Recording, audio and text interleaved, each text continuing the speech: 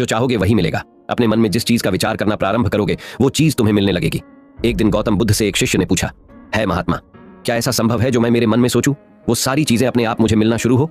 बुद्ध उस शिष्य से बोले, ऐसा संभव तो है, लेकिन क्या इसके लिए तुम ये दो चीजें कर पाओगे? शिष्य बुद्ध से बोला, क्या सच में ऐसा संभव होता है? अगर हाँ तो है महात्मा, मुझ पर कृपा कर मुझे बताइए ऐसा होना कैसे संभव है, मैं इसके लिए कुछ भी करूंगा। बुद्ध उस शिष्य से बोले, तो सुनो, तुम अपने मन में जो चाहो वो तुम्हें मिलने लग जाए। इसका पहला उपाय यह है कि तुम्हें अपने मन को अपने नियंत्रण में लाना सीखना होगा।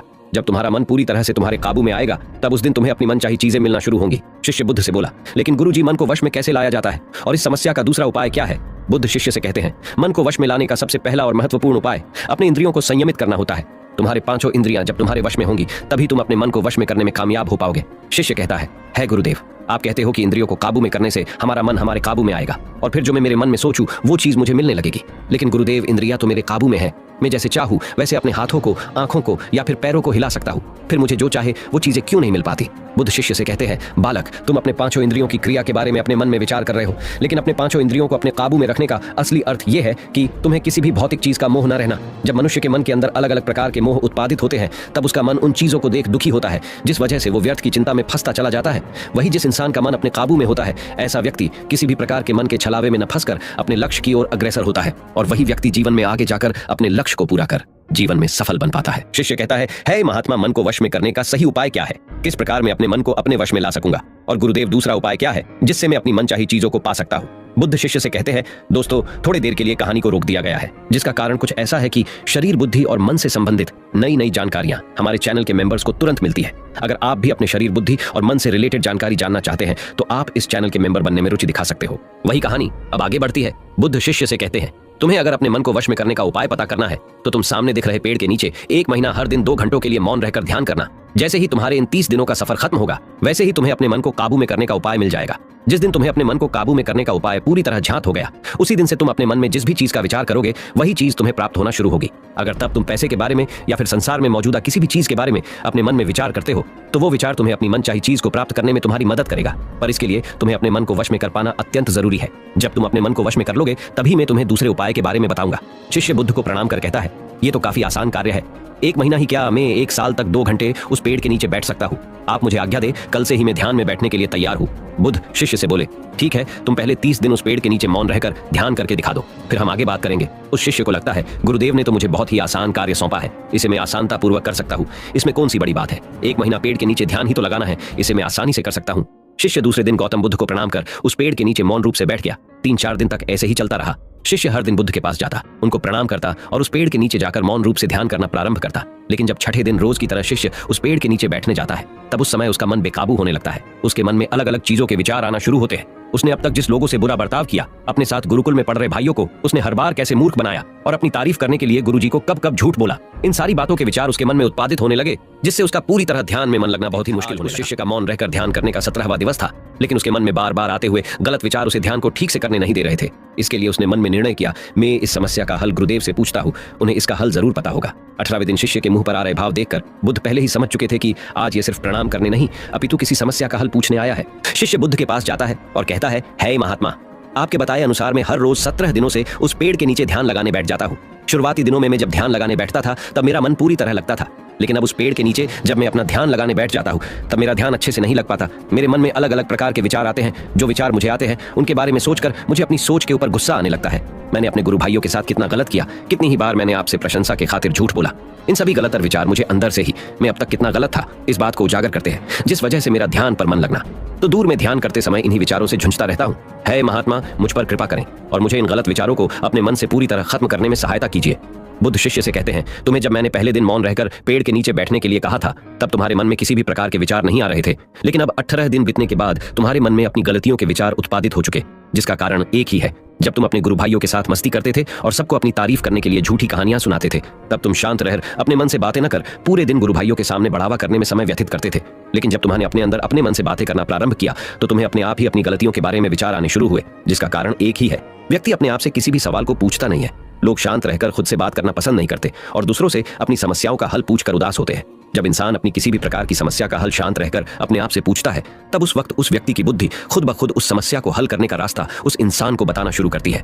जब तुम अपने आप से बातें करना प्रारंभ करते हो, तब तुम्हें खुद की अच्छाइयां और बुराइयां दोनों दिखना शुरू होती है, जिसका फायदा तुम्हें भविष्य में होना शुरू होता है। यानी जब तुम्हें अपनी गलतियां दिखती, तब तुम उन पर शांति से काम कर अपने आप ही आगे बढ़ना शुरू कर देते हो। जिस वजह से तुम अपने मन में जिस भी चीज को सोचते हो, उस चीज को प्राप्त करने का रास्ता तुम्हारी बुद्धि तुम्हें दिखाना शुरू करती है। बौद्ध कहते हैं, इसलिए मैंने पहले ही दिन तुम्हें बताया था, जैसे जैसे तुम शांत रहकर अपने मन से विचार करना शुरू करोगे, वैसे वैसे तुम्हें अपनी मन चाही चीजें मिलना प्रारंभ होंगी। बुद्ध शिष्य से बोले, गुरुदेव, आपने मुझे दूसरा उपाय बताने का भी वादा किया था।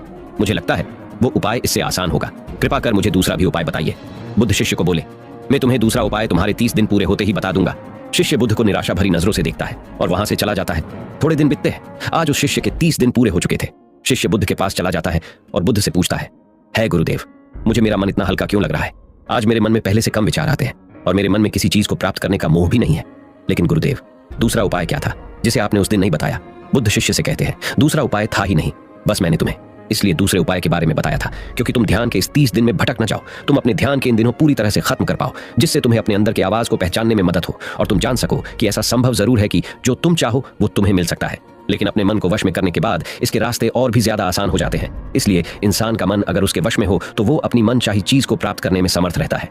वही दोस्तों, गौतम बुद्ध की इस कहानी को आप अपने परिवार या मित्रों के साथ शेयर करके उन्हें भी बुद्ध के ज्ञान से अवगत करा सकते हैं। एक व्यक्ति जो किसी के साथ बुरा नहीं करता, जानबूझकर किसी को दुख नहीं पहुंचाता, जरूरत पड़ने पर लोगों की मदद करता है, अपनी सामर्थ्य अनुसार गरीबों को दान देता है, पूरी श्रद्धा से पूजा पाठ इत्यादि भी करता है। लेकिन जब ऐसे व्यक्ति के साथ कोई अनहोनी, बड़ी दुर्घटना, अन्याय या कुछ गलत होता है तो लोगों के मन में सिर्फ एक ही प्रश्न उठता है कि अच्छे लोगों के साथ ही बुरा क्यों होता है। तो आज हम इस प्रश्न का उत्तर जानने की कोशिश से जुड़ी एक कहानी के माध्यम से गौतम बुद्ध के समय में उनका एक अनुयायी हुआ जिसका नाम था महाकाल। महाकाल सच में एक बहुत ही अच्छा और धार्मिक व्यक्ति था। वह लोगों की मदद करता, गरीबों को दान देता, किसी के साथ अन्याय नहीं करता और बुद्ध द्वारा बताए गए पंचशीलों का पालन करता, अर्थात हत्या नहीं करना, चोरी नहीं करना, यह व्यभिचार नहीं करना, झूठ नहीं बोलना और नशा नहीं करना। इसके साथ ही वह बुद्ध द्वारा बताए गए ध्यान और साधना का अभ्यास भी करता। वह हर पूर्णिमा और अमावस्या को बौद्ध आश्रम में होने वाले उप औसत में हिस्सा लेता और पूरी रात बुद्ध के प्रवचन सुनता। ऐसे ही एक आवश्यक के दिन उसने उपोषण किया और रात को बुद्ध के प्रवचन सुनने लगा। और सवेरे जब बुद्ध के प्रवचन समाप्त हुई तो आश्रम से निकलकर वह पास के ही तालाब में नहाने के लिए चला गया। उसी रात उस गांव में कुछ चोर एक घर में चोरी करने के लिए गुस्से हुए जेवर वो चोरी करके भाग रहे थे तो गलती से एक चोर का पैर बर्तन से टकरा गया और बर्तनों की आवाज से घर के लोग जाग गए। चारों तरफ हल्ला मच गया कि गांव में चोर घुसे हैं। मोहल्ले के लोगों ने चोरों का पीछा करना शुरू कर दिया। कुछ देर तक तो चोर कहने जेवरात की पोटली लेकर भागते रहे, लेकिन जब उन्हें महसूस हो गया ये बचना संभव नहीं है, पकड़े जाएंगे, तो तालाब के पास से जाते हुए चोरों ने सारे गहने जेवरात महाकाल के कपड़ों के पास फेंक दिए और वहां से भाग गए। जब लोग वहां पहुंचे तो उन्होंने देखा कि चोरी का सारा सामान तो इस व्यक्ति के कपड़ों के पास पड़ा हुआ है। सभी लोगों ने महाकाल को ही चोर समझ लिया और तालाब से बाहर निकालकर उसे मारना शुरू कर दिया। वह कहता रहा कि मैं चोर नहीं हूँ, मैं तो रात भर प्रवचन सुनकर आया हूँ और यहाँ सिर्फ स्नान कर रहा था। मुझे नहीं पता ये चोरी का सामान यहाँ कैसे आ गया। लेकिन भीड़ ने उसकी एक न सुनी और यह कहते हुए और मारने लगे कि अच्छा, चोरी करने के बाद अब नाटक कर रहा है कि मैं अच्छा आदमी हूँ, प्रवचन सुनकर आ रहा हूँ। गुस्साई भीड़ ने उसे इतनी बेरहमी से पीटा कि उसकी मौत हो गई और उस मृत महाकाल के शरीर को वहीं छोड़कर लोग अपने अपने घर चले गए। सुबह जब आश्रम के कुछ हिस्से तालाब में पानी लेने के लिए आए तो उन्होंने महाकाल के मृत शरीर को तालाब के पास पड़ा। देखा उसने पर पता चला कि चोरी के आरोप में लोगों ने महाकाल को पीट पीट कर मार दिया। शिष्यों ने बुद्ध के पास जाकर यह दुखद खबर सुनाई कि बेचारे उपासक महाकाल को लोगों ने मार दिया। उसे उस गलती की सजा मिली जो उसने की भी नहीं थी। बुद्ध शिष्यों के द्वारा की जा रही अलग अलग बातों को बस ध्यान पूर्वक सुन रहे थे। तभी उनमें से एक शिष्य बुद्ध से पूछ लिया, बुद्ध, ये बात तो आप भी जानते हैं कि महाकाल कितना अच्छा इंसान था, उसने कभी किसी के साथ कुछ गलत नहीं किया, फिर उसके साथ इतना गलत क्यों हुआ? बुद्ध ने कहा, महाकाल इस जन्म में तो अच्छा था, लेकिन आज जो भी उसके साथ हुआ यह उसी के कर्मों का फल है जो उसने पूर्व जन्म में किए थे। अपने पिछले जन्म में महाकाल वाराणसी के राजा के यहाँ एक राज अधिकारी था। वाराणसी के पास एक बड़ा सा व्यावसायिक गांव था जहां पर पहुंचने के लिए एक जंगल को पार करना पड़ता था। लेकिन उस जंगल में कुछ लुटेरे रहते थे जो कि वहां से गुजरने वाले राहगीरों और छोटे व्यापारियों के सामानों को लूट लिया करते थे। व्यापारियों ने वाराणसी के राजा से अपनी सुरक्षा की गुहार लगाई तो वाराणसी के राजा ने अपने उस राज अधिकारी को कुछ सैनिकों के साथ व्यापारियों से कुछ धन लेकर उन्हें राज अधिकारी महाकाल भी अपने काम को पूरी ईमानदारी से कर रहा था। वह लोगों से कुछ धन लेता और अपने सैनिक भेजकर उन्हें सुरक्षित जंगल पार करवा देता। एक शाम पति पत्नी का एक जोड़ा अपनी छोटी सी बैलगाड़ी में बैठकर राज अधिकारी के पास आता है और धन के बदले उन्हें सुरक्षित जंगल पार करवाने के लिए कहता है। लेकिन राज अधिकारी यह कहते हुए उन्हें मना कर देता है कि अभी जल्दी रात होने वाली है, इसीलिए वह उनकी और अपने सैनिकों की जान खतरे में नहीं डाल सकता। उन्हें जंगल पार करने के लिए सुबह तक का इंतजार करना पड़ेगा।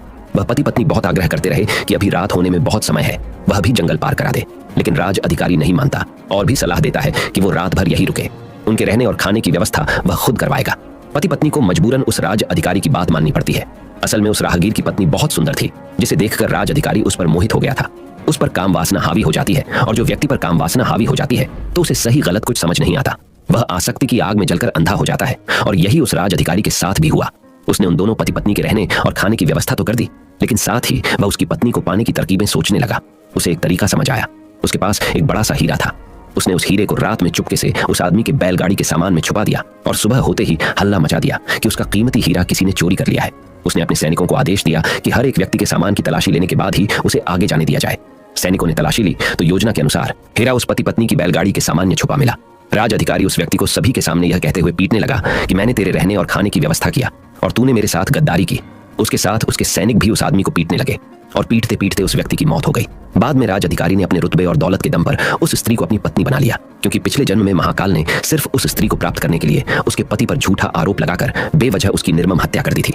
इसीलिए पिछले जन्म में ही उसकी मृत्यु के पश्चात उसे नर्क प्राप्त होता है, और नर्क में बहुत दुख भोगने के बाद उसे इंसानी जीवन मिलता है। लेकिन इस जीवन में भी उसके पिछले कर्म उसका पीछा नहीं छोड़ते, और उसके साथ ही वैसा ही होता है जैसा उसने उस स्त्री के पति के साथ किया था। महाकाल को उस चोरी की सजा मिलती है जो उसने की भी नहीं थी। उसने इस जन्म में तो अच्छे कर्म किए थे, लेकिन उसके पिछले जन्म के बुरे कर्मों की वजह से आज उसकी यह दुर्गति हुई है। बुद्ध ने आगे कहा, तो फिर भिक्षुओं, अगर इस जन्म में किसी अच्छे व्यक्ति के साथ बुरा होता है तो उसके पुराने जन्मों के पाप ही होते हैं, जिनका फल उसे इस जन्म में भुगतना पड़ रहा है। इसीलिए मैं तुमसे कहता हूँ कि अपने आज के कर्मों को सुधारो, ताकि तुम्हारे आने वाले जन्म भी सुधर जाए। इस कहानी से हमें ये सीख मिलती है कि बुरे कर्म का फल हमें न सिर्फ इस जन्म में भुगतना पड़ ही रहता है, बल्कि अगले जन्म में भी पीछा नहीं छोड़ डालता। आज हम अपने स्वार्थ में आकर किसी और के साथ बुरा कर रहे हैं। लालच और ईर्ष्या में कई बुरे काम करते हैं, लेकिन इस बात को भूल जाते हैं उनके कर्म उन्हें न सिर्फ इस जन्म में भुगतना है, बल्कि अगले जन्म में भी भुगतना पड़ ही रहेगा। इसलिए हमेशा हमें अच्छे कर्म करना चाहिए, जिससे हम और हमारा परिवार सुखी रहे। अगर आपको यह गौतम बुद्ध की कहानी से कुछ सीखने को मिला हो और यह कहानी आपको पसंद आई हो तो हमारे चैनल को सब्सक्राइब कीजिए और इस वीडियो को एक लाइक कीजिए, और जितना हो सके उतना अपने दोस्तों के साथ इस कहानी को शेयर करें। तो मिलते हैं हमारे अगले